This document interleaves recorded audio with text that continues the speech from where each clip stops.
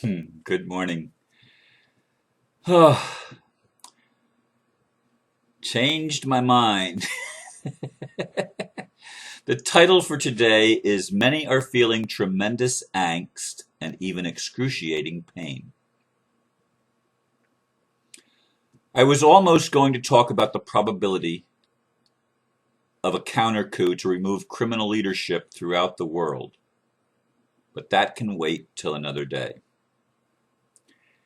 In reading emails and in some cases talking to people on the phone, I'm hearing stories that reveal the emotional content of the collective at this time when the energies are shifting so dramatically on Earth.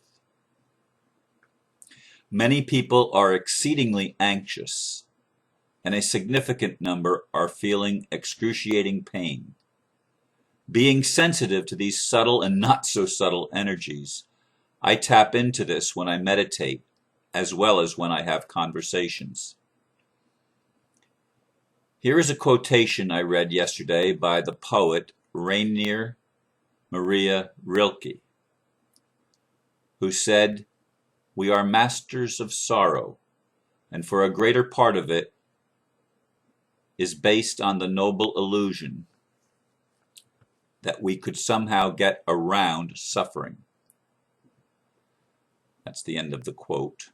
Obviously, we cannot, at least not yet. We are in a transformative process awaiting the joy that comes in the morning, at the dawn of our new long-awaited day. I didn't know who Rilke was, and with the name Maria in there, I thought it was a woman, till I looked it up this morning, thanks to my Google abilities. And I discovered that he was born in Prague, which was Czechoslovakia. Well, I don't know what it was at the time he was born. It's the Czech Republic now. And he wrote in German, and he was a quite well-known German poet, although quite honestly, his name had escaped me until yesterday. But in a Google search, I wanted to find the quote, and it was actually from a page sent to me from John of God in Brazil, a healer in Brazil. That's where I got the quote from. But anyway, I noticed some things about suffering. And the contemporary teacher of mysticism, Robert Earl Burton, wrote, "How Suffering Softens Us." And the mystical Sufi poet Hafiz wrote, "Think of suffering as being washed." And of course, Rilke wrote of the wasters of sorrows. We are in a transformative state right now. The energies are swirling not only on Earth, but at least throughout the solar system. The sun is going through all sorts of its energetic shifts, and people are feeling the emotional energy being caused by that, as well as by the bombardment of electromagnetic frequencies and other frequencies being promulgated and discharged around the planet to pull people's moods down, to decrease the energy of expectation. And it's important to transmute as much as we can this sorrow and this pain, and not let it go to waste by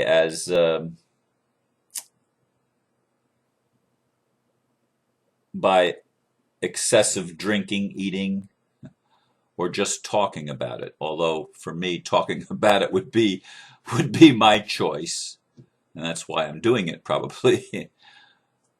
But it's important to actually feel it and go into the pain. There's a lot of shadow stuff happening on this planet right now. It's happening individually and collectively as we realize that the patterns that we have developed over time based on lies, based on false information, but be it political and religious, we are dealing with the realization that we really screwed it up badly. And that if we're not willing to make some of the right decisions, we're not going to make it as a human race on this planet. Now, we are going to make it, but we are at the crossroads, and we continue to be at the crossroads of these energies where there is a great number of people that are still trying to maintain the status quo because they hate change and the status quo is familiar. But the status quo cannot be maintained along with the survival of humanity on Earth. One of them has to go, and it will be the status quo. That's just the way I see it, and I hope I'm not wrong. Although I don't claim to have an absolute, infallible answer to any of your questions, so don't ask. But people do share. I have a very close friend who was actually supposed to speak here on Wednesday night, who has been experiencing for 3 weeks excruciating pain, and even with all of her metaphysical practices, it's getting worse and not better. And she's had a couple of different diagnoses from doctors. Shingles and fibromyalgia, I think, was one of them. I don't remember. I'm very bad sometimes at remembering details. I hear them, but the thing that catches my attention is the excruciating pain part. And she notified me that she just doesn't think she's going to be able to make the speaking engagement this coming Wednesday here at the Mary Horgan Center. And another friend, a newer friend from another country who has been corresponding with me of late, wrote to me yesterday saying that she is experiencing a tremendous amount of pain, and it's really hard to even laugh, although she tries to get to the place of laughter. And then she tells me, she sends me an email last night and says, I just read from my webpage, My Heart Cries to God, which was written in November 2009. And I went back after she mentioned it and read what I had penned back at that time of the pain that I was going through. And it was the emotional angst and anguish of not being in a relationship. And I look back and I was crying out, oh God, let me experience the tenderness of touch and of human affection, of sexuality and sensuality. And I was hurting really bad. And since that time, November 2009, I've not had very much touch and tenderness. And it's a sad thing. But I'm not suffering the physical pain, although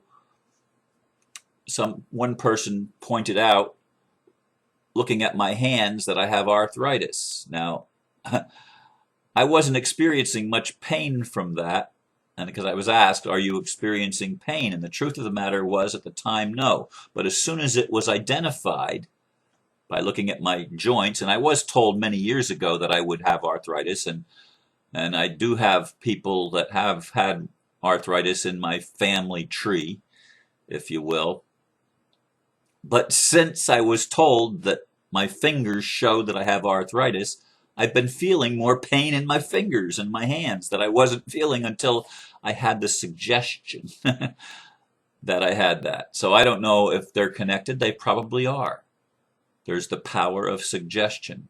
And right now going on the earth, there is much more than just the mere suggestion that we are at a time of quantum change. I mean, major changes are happening. There is coups and counter coups going on at the highest levels. Even when I don't know the details, I feel the energy of it.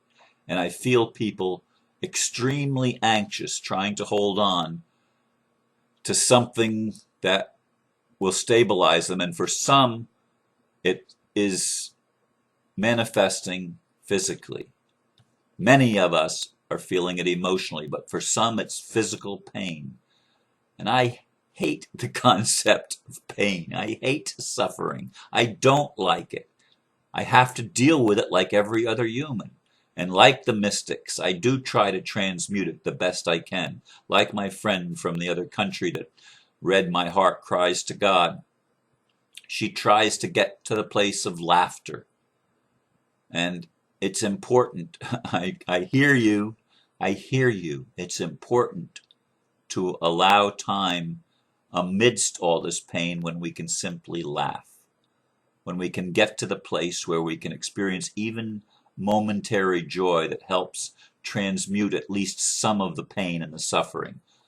We're not going to be able to transmute it all until we reach, as I said, the joy that comes in the morning, or the long-awaited day, when literally the earth is transformed into a world that works for everybody. And that's not going to happen until we deal with our personal shadows, our collective shadows, and see an actual change in leadership that is no longer pathological and sociopathic, that it actually, leadership that actually leads rather than tries to rule over. This is what has to happen in our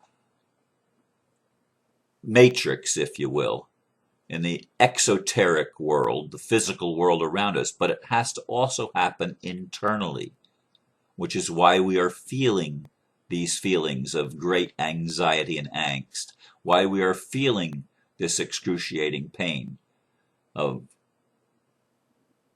physical discomfort and debilitating diseases. People are leaving. People feel that others around them are leaving. These are all things that are happening, and there will be a lot of people that will make their exit at this time. This year, probably, there will be a substantial difference statistically in the number of people leaving. I suspect that that's probably true. Hopefully, it will all come to fruition this year. I don't know how it's going to play out or the timetable, and I don't think anybody else does either. But we need to come to a place where we at least understand that the pain is the result of being sensitive, of having made a lot of mistakes, and the evidence of our mistakes is coming home to roost. We are not going to be able to easily avoid the situations that have caused and are the cause of the pain.